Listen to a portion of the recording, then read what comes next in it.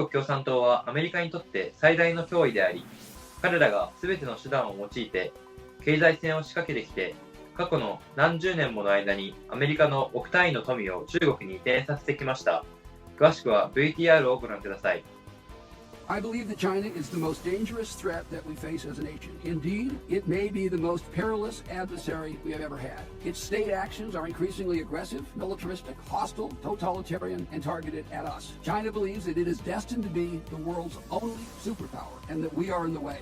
I only ask that when you think about their economic activity, please remember that they are an openly hostile adversary. It is not an exaggeration to say that the Chinese Communist Party has been waging an economic war against the United States for decades. In this economic war, they use all the tools of classic mercantilism, plus many more. Their entire economic policy is designed to be an integral part of their overall strategy of global dominance. That policy produces huge trade surpluses and obtains technology by whatever means. China manipulates its currency, it uses massive industrial subsidies, and maintains a closed market, only allowing access when they determine it is in their interest. It uses, among other things, tariffs, a discriminatory regulatory regime, and rigged product safety standards to prevent fair competition. They force our companies to turn over technology to them, and when they don't do it, they steal it. They are the number one source of industrial espionage in the world. They have banking and labor systems that limit domestic consumption and subsidize production and exports. They reduce their cost of manufacturing by taking advantage of very low environmental standards. They target U.S. businesses and are trying to monopolize the supply of critical minerals in the world. In short, if this is not economic war, what is?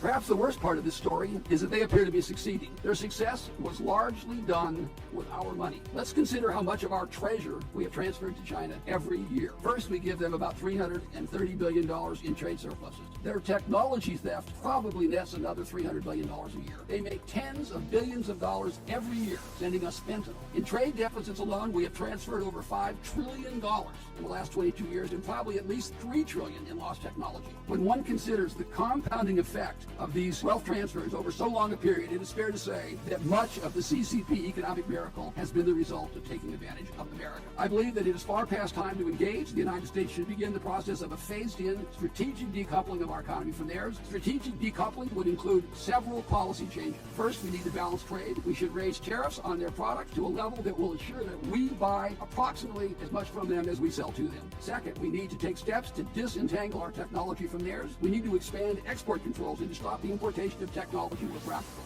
Third, we should limit their investment in our country, and we should only allow investment where there is a demonstrated benefit to the United States. Fourth, outbound U.S. investment to China should be severely restricted. This policy, I submit, is merely a softer version of exactly the policy that China has towards America. This is not the time for half measures. This is the time to be bold, and Congress must write the rules.